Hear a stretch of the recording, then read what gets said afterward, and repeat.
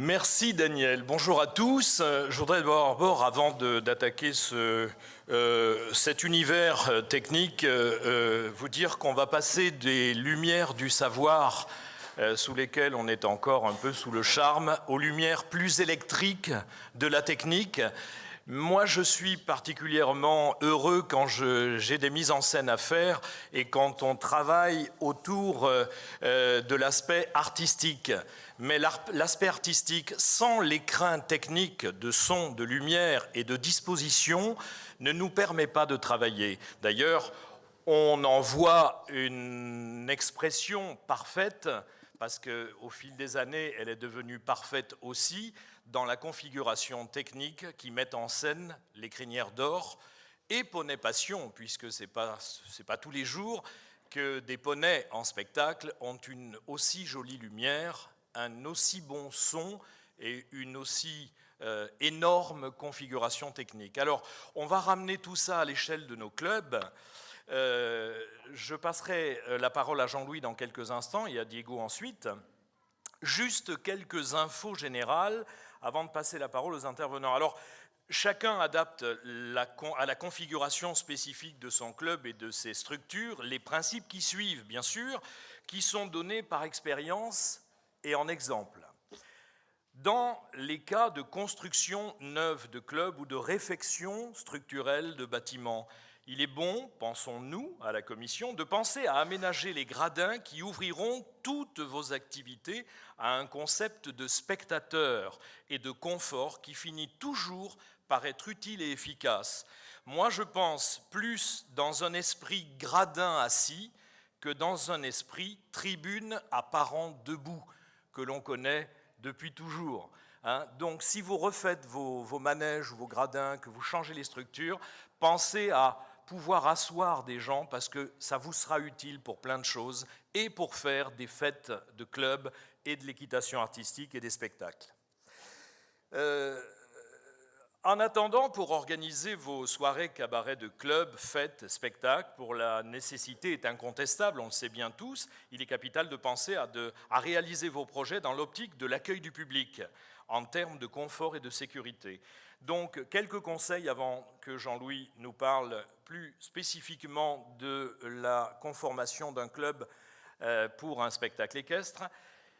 Le cœur de votre spectacle, techniquement, c'est la régie technique. La régie technique, c'est le dispositif technique de commande du son, de la lumière, c'est le poste du speaker et des techniciens. Pourquoi on les met tous à côté ? Parce que tout simplement, en leur mettant tables et chaises et connexions électriques, les appareils d'amplification, de mixage et de commande, le tout ensemble au même endroit, facilite la communication en temps réel pendant le spectacle, les tops sonores, les informations de lancement des lumières quand il s'agit d'un spectacle le soir ou la nuit, les voix off du speaker avant le lancement de la musique. Tous ces tops sont donnés entre le speaker, le technicien son et le technicien lumière, et ça permet de fonctionner tous en temps réel, en même temps. On vous conseille de placer la régie technique dans un lieu avec un bon visuel sur la piste, bien sûr, soit du même côté et dans le même axe que le public, la régie est donc dans le public, ou près de l'entrée en piste, comme souvent Maurice Gall fait dans ses spectacles, que ce soit ici ou ailleurs, il met ses régies sur le côté de l'entrée en piste, pourquoi pas? Ça donne un accès aux coulisses, il y a quelque chose à dire aux régisseurs qui sont à l'arrière de la piste et de la scène et aux artistes. La régie, c'est souvent un technicien dédié. Il gère et il règle les volumes, les envois de musique, les top musiques, on vous conseille d'avoir des sonos qui acceptent bien sûr le branchement d'un ordinateur, d'une clé USB. On vous conseille aussi, par expérience, d'avoir un PC de rechange, parce que pendant plein spectacle, on a eu des PC qui se tombaient en rideau et on n'est pas bien dans ce cas-là. Donc ayez un PC de rechange, et puis l'amplification, les mixages. Si vous choisissez de lancer des musiques sur des lecteurs CD, essayez d'avoir 2 lecteurs CD en série. Ça vous permet de faire des manips et des changements de musique. En ce qui concerne les micros, c'est toujours bien d'avoir des micros HF sans fil et avoir un micro-fil à la régie qui est un micro spare, qui est un micro de rechange. Au niveau du terrain paddock annexe pour les détentes et les attentes d'entrée en piste, on connaît le schéma, eh bien, sous le contrôle d'un coordinateur régisseur, eh bien, il faut que cet espace soit éclairé le soir, pensez-y, avec un conducteur du spectacle affiché en gros, de manière à ce que les artistes et les accompagnants puissent suivre le déroulement du spectacle. N'oubliez pas qu'un régisseur mobile dédié au checking au paddock et à l'entrée en piste est important. Et moi, je vous conseille d'avoir toujours 2 numéros ou 2 tableaux prêts à entrer en piste pendant le déroulement du tableau qui est en scène. N'oubliez pas le lot traditionnel de talkie-walkie pour les coordinateurs, paddock, régisseur, régie technique, speaker. Et si possible, des oreillettes sur vos talkies, parce que, croyez-moi, quand la musique est forte, on n'entend pas ce que vous dit le talkie. Donc les oreillettes, c'est mieux. Et si vous pouvez le louer à votre sonorisateur, ça s'appelle des intercoms. C'est le modèle au-dessus, techniquement. C'est un casque micro. Et là, on n'a aucune pollution extérieure de son. On s'entend parfaitement bien avec son interlocuteur. Voilà, je vous donne ces infos. Après, bien sûr, il faut interroger vos sonorisateurs sur la configuration la plus juste. J'aurai 2-3 petites choses à vous dire à la fin, mais pour l'instant, je passe la parole à Jean-Louis Legout.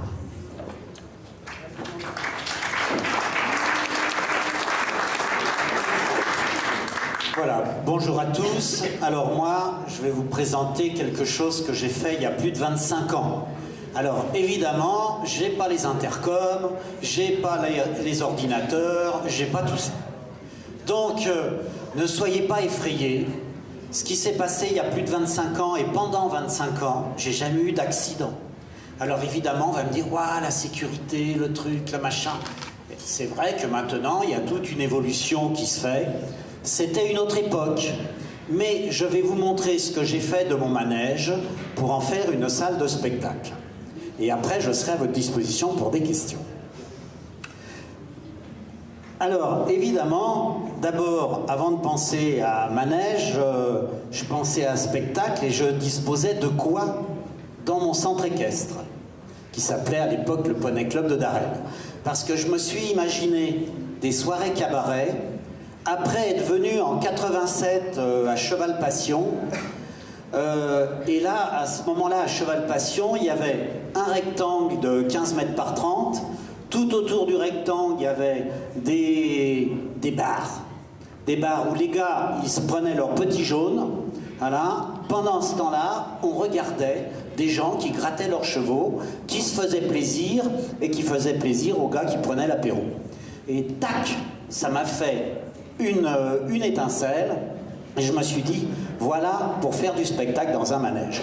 Et c'est comme ça qu'est partie l'idée. Je n'ai fait que copier Cheval Passion à ma grandeur, à ma taille et à ma petite taille. Et donc, au Poney Club de Darel, je dispose d'espace, de carrière, etc. et aussi d'un manège. D'un manège qu'on a nommé pompeusement à une époque manège Japelou, qui a été baptisé par la famille Durand. Et notre manège, il est sécurisé, éclairé, avec un sol en sable des Landes. C'était pas les sols fibrés hein, comme maintenant. Voilà. Donc avec toute une série sécurité sur les côtés, les caillebotis, etc. Le manège, il est tout en bois, en lamelé collé, de 24 mètres par 32, avec des tribunes en hauteur sur toute la longueur. Et 2 escaliers, un d'un côté et un autre à l'extrémité. Éclairage en néon, une armoire électrique avec plusieurs prises de courant, vous verrez c'est important, et arrivée du 360 volts. Une porte de 3 mètres de large et 3 mètres 20 de haut, et aussi une porte dite issue de secours dans la diagonale au fond du manège qui peut des fois servir pour faire rentrer la nourriture par exemple. Donc voici le manège avec vue classique. Et maintenant, il faut imaginer la transformation du manège. Déjà avoir une idée du genre de spectacle que l'on veut présenter, être capable d'aménager sa structure pour la rendre accessible et opérationnelle pour accueillir les différents publics, et puis ne pas oublier de penser au chauffage, si je le fais l'hiver, et souvent mes soirées cabaret c'était en novembre-décembre. C'était après la rentrée, ce qui permettait de montrer aux nouveaux adhérents tout ce que faisaient les anciens. Et donc là, il faisait froid en décembre dans le manège, même bien habillé. Et se poser les bonnes questions. Où disposer la scène? Où disposer le public? Où disposer les coulisses? La cavalerie? La régie? Et l'entrée et sortie des artistes? Et après, on décide de faire une soirée avec restauration, sans restauration, boisson, etc. Donc là, je vais vous montrer mes réponses, qui ne sont propres qu'à ce que j'ai fait. Maintenant, ça peut donner des idées à d'autres. Quelques réponses aux questions précédentes. La scène, c'était un rond de cirque. Et au début, il y a 25 ans, moi je prenais des bottes de paille pour délimiter la scène. À la fin, je prenais des listes de dressage. Je trouvais ça beaucoup plus joli. Et puis, la scène, elle était centrale. Et il est évident qu'à partir du moment où vous mettez des tables, vous arrosez beaucoup le sol, quoi, hein. Donc, le rond de cirque était bien arrosé et les bottes de paille également. Si on craint l'incendie. J'ai pas eu d'incendie pendant 25 ans, je vous dis de suite. Le public, j'avais des tables en rayon autour de la scène. Les tables, elles étaient prêtées par la municipalité. Bon, j'arrivais à me débrouiller comme ça. Je mettais entre 300 et 400 personnes dans mon manège. Et pour faire soirée cabaret, il faut mettre l'ambiance. Et donc l'ambiance, toutes les lumières sont éteintes. Et sur les tables, on avait quelques bougies, avec, bien entendu, éclairé, etc., allumé, etc. Là aussi, pas de riz, j'ai jamais eu de chute de bouteilles. Et les bouteilles, je mettais du sable dedans pour qu'elles soient bien lourdes. Et il y avait autant d'enfants que d'adultes.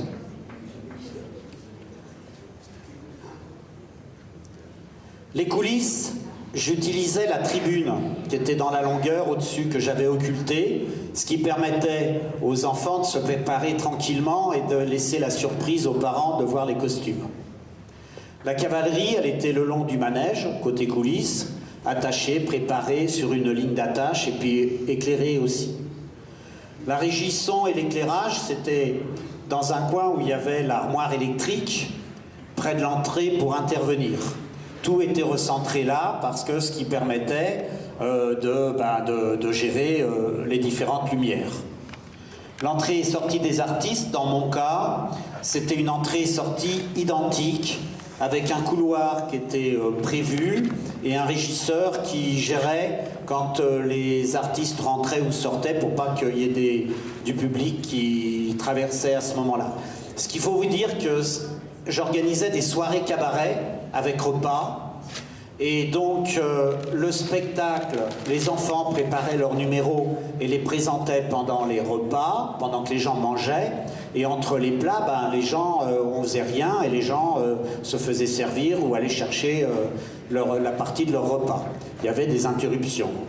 C'était pas une soirée en continu. Et après, donc mon choix, moi, c'était soirée cabaret avec restauration. Mon club était une association, donc j'avais toute une équipe de bénévoles, jusqu'à ceux qui préparaient la cuisine souvent, et puis qui aidaient. J'avais pas de souci de ce côté-là, j'avais une vingtaine, une trentaine de personnes à disposition. Alors, la salle par elle-même, donc le manège, c'était donc un rond de cirque que j'éclairais comme un ring de boxe.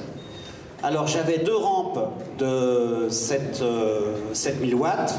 Bon, maintenant on a des éclairages LED, ça n'a plus rien à voir. Et là, j'avais des gélatines. À l'époque, c'était des gélatines qu'on mettait pour obtenir les couleurs. Et ces rampes, il fallait, bon, l'éclairage ou les gélatines, il fallait les changer de temps en temps. Donc, trouver un système qui permette de descendre les rampes. Donc, c'était monté sur poulie, avec des câbles électriques qui descendaient, puisque chaque projecteur était relié électriquement à son propre compteur.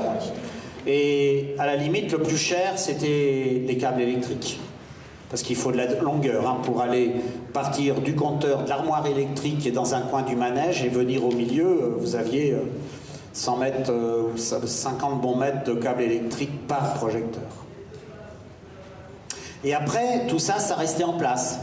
C'était en place définitif. Ça y est encore, ça fait 10 ans que j'ai quitté mon club. C'est toujours en place. Hein. Alors de temps en temps, quand j'y vais, je rends visite, j'allume les éclairages pour voir s'ils marchent toujours et ça fonctionne toujours.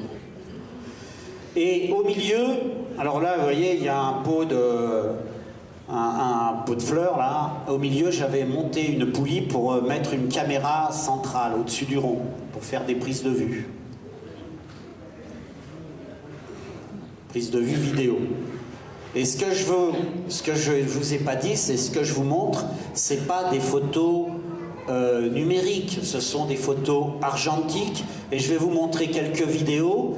Ne soyez pas trop médisants, ce sont des vidéos VHS, c'est pas des vidéos numériques. On est encore dans l'ancien temps là. Hein. Voilà.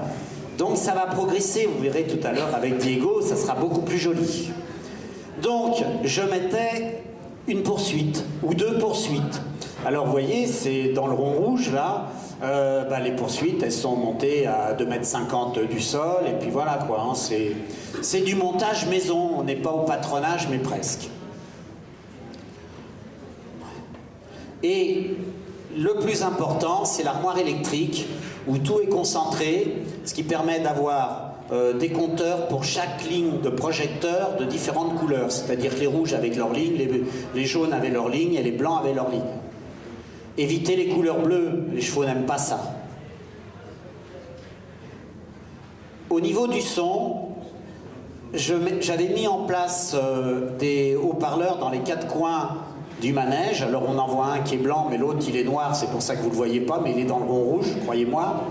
Mais l'alimentation des haut-parleurs, c'est pareil. J'avais tiré des fils d'alimentation qui restaient en place tout le temps. Et le jour de mon spectacle, j'avais qu'à amener mes haut-parleurs, les brancher, puis ça y est, c'était fini. Essayer de faire des choses pour pas revenir, pour gagner du temps à la longue. Donc, voici quelques exemples de ce que ça donnait. Donc là, on voit bien qu'on est dans le rond de cirque, et puis on voit les tables derrière. Alors bon, c'était souvent mes soirées, c'était des soirées à thème. Là, vous avez la soirée western, apparemment. Hein. On avait fait la soirée espagnole. Bon. Et les repas, ils étaient identiques au thème de la soirée. Et les parents, ils venaient aussi déguisés, parce que c'était l'occasion de rigoler ensemble.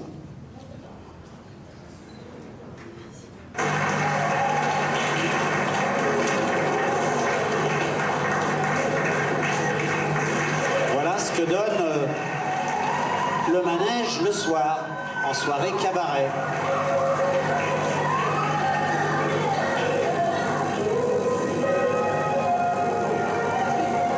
Et il n'y a pas de prise de son particulière. Le magnétoscope qui a pris les images, c'est la musique ambiante. Là, voyez, je vous dis, là on fait plus ça. Hein. C'est fini ça. Il y a quelques jours, j'ai montré des photos de rodéo, on m'a dit vous étiez fous.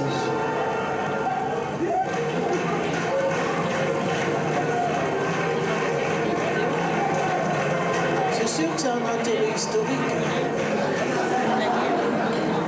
Bon. C'est la mémoire, c'est la mémoire. Par contre, vous avez vu quand même l'idée d'aménager finalement en fixe son club pour faciliter l'organisation régulière de spectacles. C'est ça l'idée qui nous avait plu, nous. Bon, et quand quand on rentre dans le manège et qu'il est préparé en cabaret, on ne le reconnaît pas, le manège. On est dans un autre monde. Bon, alors, si vous n'êtes pas allé au cabaret équestre au Holka, eh ben, vous allez voir, enfin, vous y êtes allé hier pour la moitié, les autres, vous y allez aller cet après-midi. C'est typiquement l'inspiration cabaret équestre. Et là, ça, ce sont mes cavaliers qui faisaient ça. Moi, je ne sais pas faire coucher les chevaux, mais eux, ils savent. Alors, j'en ai profité. Voilà. Et on retrouve un petit peu ce qu'on voit maintenant, c'est-à-dire un peu de voltige, un peu de travail à pied, des numéros de feu. Moi, j'étais un peu partisan à ça. C'était un petit peu les risques que j'aimais prendre. Et puis, tout se passe bien. En ayant une confiance...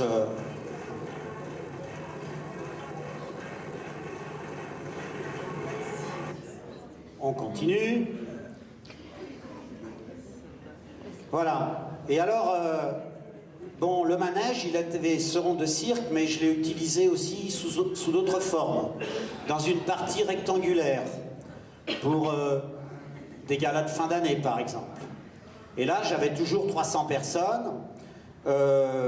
Ils étaient cette fois-ci sur les côtés, séparés du public par des simples lisses blanches, vous voyez. Et j'avais les enfants, les cavaliers qui faisaient leur numéro.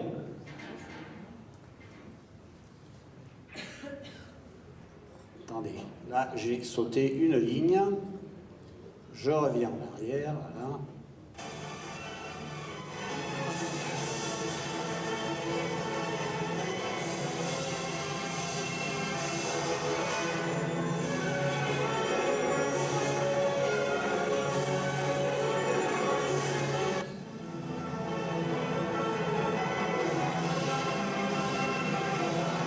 Alors là, c'était un travail avec une école de danse locale, tout simplement.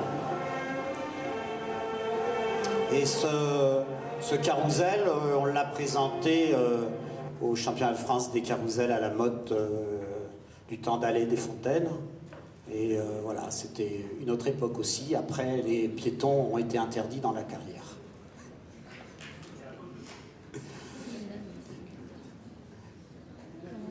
Voilà. Et ensuite, bon, il y a des spectacles en extérieur. Et là, ça va permettre de passer la jonction à Diego. J'avais dans mon club, j'avais fait des tribunes, des gradins naturels, parce qu'au début, je louais des gradins. Et il y a eu Furiani en 91 ou 92, je ne sais plus trop. Et donc après, c'était tout un problème pour avoir des gradins avec la sécurité, etc. Et donc j'avais fait tailler le talus pour faire des gradins naturels. Et puis comme ça, j'étais tranquille, il n'y avait pas de risque d'éboulement. Ce qui permettait d'accueillir entre 500 et 1000 personnes sans problème. Et après, donc, je faisais des soirées. Ça, c'est les galas de fin d'année qu'on faisait toujours en nocturne parce que je voulais vraiment, moi, utiliser la lumière, les éclairages et ce qui ont le côté féerique de la chose. Et puis, de temps en temps, il y avait aussi quelques spectacles à l'extérieur avec des éclairages adaptés. Voilà, je vous remercie de votre attention. Écoutez, maintenant...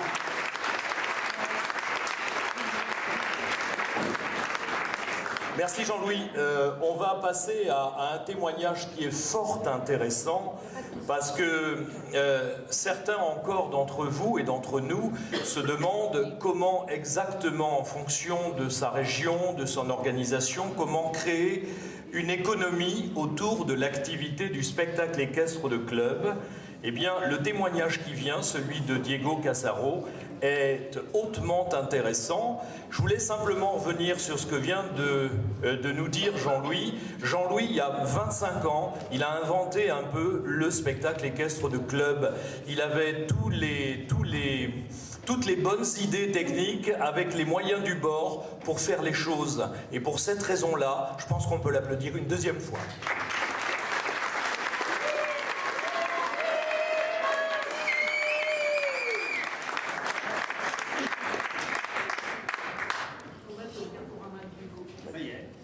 Voilà, donc bonjour, je me présente, Diego Casaro, Je ne vais pas vous dire d'où je viens, on l'entend. Hein, je viens du Nord, il fait fort froid là-bas. Le théâtre équestre est né d'une discussion entre Lucien Grus et moi-même. Il m'a dit à l'époque, en 2000, tiens Diego, pourquoi dans votre coin là-bas perdu, vous ne feriez pas un peu du spectacle? Il n'y a rien du tout. J'ai pris l'idée, elle m'a travaillé. Au début, j'étais parti sur un concept de faire un bâtiment rond. Je me suis dit que dans un bâtiment rond, c'est un peu difficile de travailler, donc ce serait mieux de faire un rectangle dans lequel je pourrais éventuellement intégrer un rond. C'était beaucoup plus facile. D'où l'idée du théâtre équestre de Waterloo, que j'ai transformé en un centre équestre traditionnel, donc avec des leçons, passage de galop, licenciés, etc., en salle de spectacle.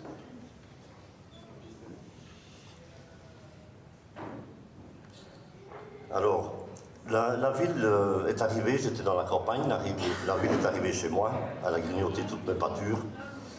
D'un autre côté, ce qui s'est passé, c'est qu'on a fait une activité économique autour de mon terrain, on m'a exproprié, ce sont toutes des industries qui sont venues, et j'ai pris ce mal pour un bien. Je me suis dit, tiens, tout compte fait, le week-end, les gens ne travaillent pas, samedi, dimanche, ça va me faire du parking. Voilà, donc j'ai transformé quelque chose qui était mauvais en quelque chose qui était bon. Donc j'ai les places de parking gratuites. On arrive chez moi dans la zone d'activité. On rentre donc par l'entrée principale pour aboutir dans la salle de spectacle que vous voyez ici. Est-ce que vous entendez bien? Oui, je dois parler peut-être plus près. Il faudrait oui, baisser. C'est une grosse voix, hein, donc elle porte. Ça marche. Ils font signe qu'ils entendent bien. Donc, lorsque j'ai fait construire ce bâtiment sous les conseils de Lucien Grus, je me suis dit, le gros problème que nous rencontrons dans les centres équestres, ce sont tous les pylônes qu'il y a au milieu dans un manège de 40-20. Donc le mien, je l'ai fait construire sur 27 mètres de large, sur 42 mètres de long, ce qui me permettait de ne pas avoir tous ces pylônes en façade, puisque c'était un nouveau bâtiment. Alors, pour l'anecdote, le théâtre équestre, je l'ai construit, je vais vous dire pourquoi. En étant exproprié, on ne pouvait plus faire d'activité agricole, on pouvait tout faire sauf ça. Et ça m'a trotté dans la tête, on pouvait faire des salles de conférences, magasins et tout ça, et aussi comment expliquer ça, du théâtre. Donc j'ai fait construire le théâtre équestre de Waterloo, puisqu'il était interdit de faire de l'agricole. Et c'est passé, j'ai eu quelques problèmes avec la ville de Lille, avec Martine Aubry, mais c'est passé quand même, hein, puisque c'était devenu de la culture. Ça c'était pour la petite anecdote. Donc comme quoi il faut toujours un peu se battre malgré tout ce qui peut se passer. Donc mon centre équestre est normal, vous voyez là une piste 40-20, hein, donc elle fait 27 mètres de dégagement, avec des gradins tout le tour. Alors j'ai des accès de 3 mètres, donc, que j'ai prévus pour des entrées et des sorties, des entrées qui donnent sur ma piste extérieure. Vous voyez aussi que j'ai des barres centrales, je reviendrai dessus tout à l'heure. Donc mes entrées vont sur ma piste extérieure, j'ai des accès directs vers les écuries, donc comme c'était une nouveauté, j'ai pu la construire un peu à mon idée. Donc ça donne vers les écuries, des accès directs. Pour la préparation et la détente de mes chevaux, j'ai un rond de longe qui m'a été sponsorisé, j'en avais parlé il y a une paire d'années, donc le rond de longe fait 15 mètres de diamètre, il me permet de détendre les chevaux s'il pleut, et j'ai la piste à côté, la carrière qui fait 40-20 aussi pour détendre les chevaux. Pour l'accueil du public, donc tout le tour de mes gradins, sur le dégagement des 7 mètres que j'ai fait en plus, je peux installer 300 places assises, vous voyez, avec des fauteuils de récupération. Les fauteuils que vous voyez m'ont été donnés par la ville de Moucron en Belgique, ce sont des fauteuils en cuir. J'ai dû aller les démonter, j'ai dû gratuit, puisque eux, ils devaient payer pour s'en débarrasser. Moi, je les ai débarrassés gratuitement. Donc, ce sont des fauteuils qui ont quand même plus de 80 ans, donc ils ont été recyclés. Ils sont historiques, oui, c'est en cuir. Alors, les tables et les chaises m'ont été aussi données par la société Decathlon pour 150 personnes. Voilà, donc j'ai une régie qui est en hauteur, j'ai construit ma régie en hauteur qui me permet de voir un peu toute la piste du haut. Donc c'est un endroit stratégique pour moi. J'ai un local à costumes, donc dans les anciens bâtiments de la ferme qui avaient été expropriés, j'ai transformé une partie en local en costumerie pour les enfants, avec un atelier de bourrerie, puisque je fais faire de la bourrerie aux enfants, donc pour faire fabrication des costumes, ils viennent dans le local fabriquer leurs costumes et leurs décors. Donc tous les endroits stratégiques ont été employés. Voilà, donc des décors, un train, c'était pour le spectacle 1900 que nous avons fait à la rentrée. Et là, voilà, donc ça c'était un peu le manège. Et là, le spectacle commence avec tout l'accueil du public. Vous voyez, je peux en mettre jusqu'à 500. Donc dans les dégagements, je mets 300 personnes assises, à l'aise. Et si j'ai besoin, je peux en rajouter encore 100 dans la piste ou 150 dans la piste, qui me permet de mettre jusqu'à 500 personnes facilement. Voilà, donc la piste avec les artistes, le club, il y a 150 personnes, 180 personnes dans la piste, là, qui sont alignées. Là, je suis aussi un peu pour le Salon du Cheval de Paris. On m'a demandé de faire le mouvement Equistar. Voilà la piste que j'ai demandé. Donc une piste de spectacle avec des gradins, une régie sono et une carrière de détente à l'extérieur, derrière. Voilà un petit artiste qui a gagné cette année-ci Equistar à Paris. Et là, ce sont quelques exemples d'aménagement dans le centre équestre. Celui-ci vient de Dax, je crois. De Dax. Oui, celui-ci vient de Dax et École française d'équitation, puisque j'ai eu le plaisir de lui attribuer plusieurs fois le label.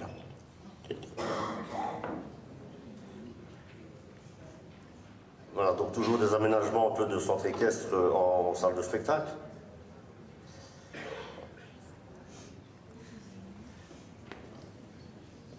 Ça, c'est pour l'éclairage.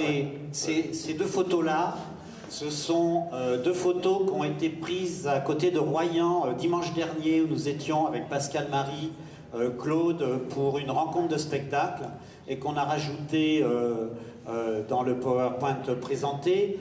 Et en fin de compte, c'est un peu la même présentation que Diego. Bon, peut-être techniquement, comme c'est plus récent, le propriétaire a fait des choses plus modernes, mais c'est dans le même esprit, avec la piste au milieu, les tables pour déjeuner autour, etc. C'est vraiment l'espace cabaret comme Diego.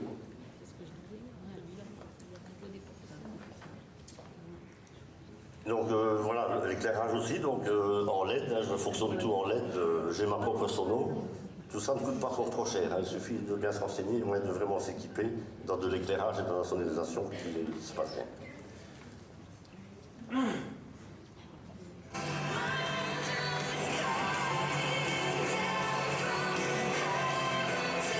là, ce sont quelques images de tes spectacles dans ta structure.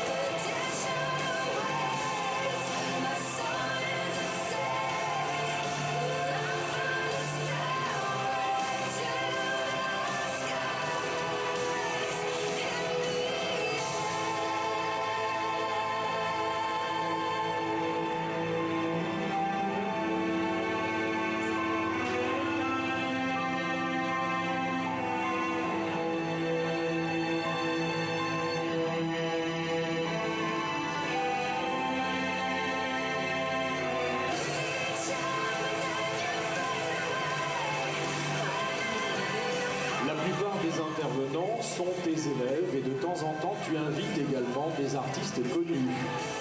Oui, donc de temps en temps, lorsque des gens, genre François Pignon ou Samuel Lafrade ou Pierrick passent dans la région, ils s'arrêtent chez moi pour faire la première partie du spectacle et les élèves font la deuxième partie. Voilà, donc on a Pierrick. Alors, vous pouvez remarquer qu'il y a des cavaliers qui n'ont pas de bombe, je vais y revenir, c'est très simple.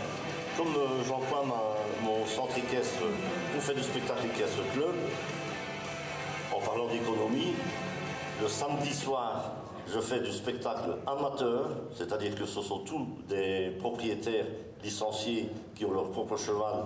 Je leur dédie la salle le samedi soir, il y a 350 personnes, et le dimanche, c'est du club où j'ai encore 350 personnes, donc ça me fait 700 personnes à 1000 personnes sur le week-end. Donc ma rentabilité, l'économie, elle est là, mais en club, le port de la bombe est obligatoire.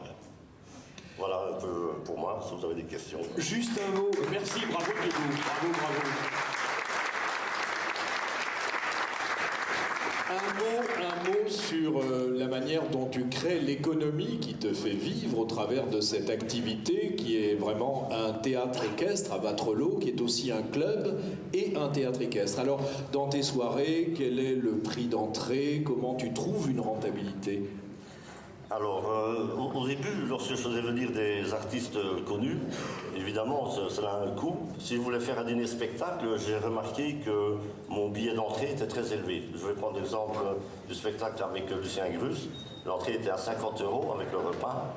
Et quand j'ai fait mes comptes, c'était le traiteur qui est parti avec la plupart de mon argent. Donc je me suis rendu compte que parfois, en faisant un peu moins cher et en faisant un peu différemment, la rentabilité elle était là. Donc c'est une question de calcul. D'accord. Donc, les prix d'entrée, oui, donc tu nous les as donnés pour les spectacles de club. Alors, pour le spectacle de club, c'est très simple. Comme j'ai de la place pour 500 personnes, je vous donne un exemple de spectacle de Saint-Nicolas que je fais toujours. Je le prends comme référence, puisque pour moi, c'était que du bonus. J'ai entre 400 et 500 personnes qui viennent chez moi à 4 € l'entrée. Il suffit de faire le calcul pour un spectacle qui dure 2 heures et qui est fait par mes élèves. Un dimanche après-midi. D'accord. Et on signale au passage qu'il ne s'agit pas de faire concurrence au spectacle professionnel, mais de proposer une alternative autour de ça et de créer une économie et d'en vivre. Oui, donc je fais souvent intervenir des gens, je reviens comme Jean-François, Lucien Grus, Samuel Lafrade pour la Voltige Cosaque. Je les fais venir chez moi, donc ils sont payés, ils donnent le stage, donc tout le monde s'y retrouve, et eux aussi. Lorsqu'ils passent, pour vous donner l'exemple, lorsqu'ils passent dans le Nord, ils s'arrêtent avec leurs chevaux chez moi, ça leur permet d'avoir leur temps de halte. Et si je suis prévenu un peu à l'avance, je leur fais une affiche, je leur propose un petit spectacle, ils repartent aussi avec une petite enveloppe. Ok. On a juste une Donc, conclusion. merci à Claude Pégo Jalouy. Bon, on a bien vu que finalement, c'est tout à fait possible, avec quelques aménagements pérennes, d'aménager son club de telle sorte qu'on puisse régulièrement organiser des spectacles. C'était l'idée. Alors les exemples sont des exemples, mais vous avez bien vu différentes possibilités. Alors je vous propose maintenant, avant la pause, de faire un petit... et c'est Claude qui va être dans la salle avec Mathias pour les questions. Et donc, je vous propose en premier de poser des questions, si vous en avez, à poser à Guillaume Henry à propos de son intervention sur Baucher. Nous avions prévu une petite conclusion, on va la sauter pour... Ah, si vous voulez faire une conclusion. C'était prévu, mais c'est pas grave. On t'écoute et vous réfléchissez à vos questions. Merci Michel, Daniel, mais je n'ai pas ma fiche. Alors, d'accord, alors on va la faire. Non, on avait juste quelques informations complémentaires. Je reviens dans la salle. Il s'agissait de simplement quelques conseils techniques très importants quand vous aménagez des sonos dans vos clubs. Pardon d'y revenir, mais n'oubliez pas de bien protéger les faisceaux de câbles de la déambulation du public, pas de connectique à portée du public et des enfants, très important. Si c'est vous surtout qui installez tout ça, si vous avez recours à un sonorisateur, ils ont des règles techniques et du matériel agréé, ce qui n'est pas toujours le cas avec les clubs, on le sait. Mais on est bien obligé de faire avec les outils que l'on a. Avant, testez les bandes de son sur vos dispositifs de lecture, toutes les musiques sur la sono d'opération, afin de ne pas avoir de déconvenus. Bon, normalement, on répète avec, mais si vous faites venir des numéros d'ailleurs, ils arrivent avec une musique, vous n'êtes pas sûr qu'ils passent sur la sono. Pensez à tout tester.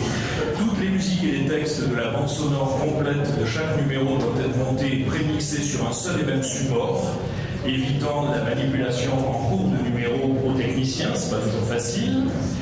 Pour les lumières, si c'est le cas, si vous utilisez des lumières, un manège peut être sombre et il l'est souvent même le jour. Ça va pour travailler des choses, ça va pas pour faire un spectacle. Le spectacle, c'est la brillance. On met les chevaux en lumière, on met les cavaliers en lumière. Donc, pensez à ajouter des projecteurs blancs fixes pour redonner une brillance, une luminosité à l'espace d'évolution. Les lumières sont dans le même axe que le regard du public, jamais en face des spectateurs. Le jeu de lumière changeante n'est pas vraiment souhaitable. Bien sûr, dans les dispositifs professionnels comme celui de Cheval Passion, il y a des projecteurs automatisés, mais si je vous dis ce que coûte pendant la semaine ce dispositif, on abandonnera très vite l'idée de l'avoir dans nos clubs. Dans nos clubs, une lumière fixe suffit souvent. La poursuite n'est pas absolument nécessaire. C'est une personne qui doit la manier. Quand vous prenez un sonorisateur, ça va faire un cachet supplémentaire pour un technicien. On peut s'en passer. Surtout sur les petites pistes.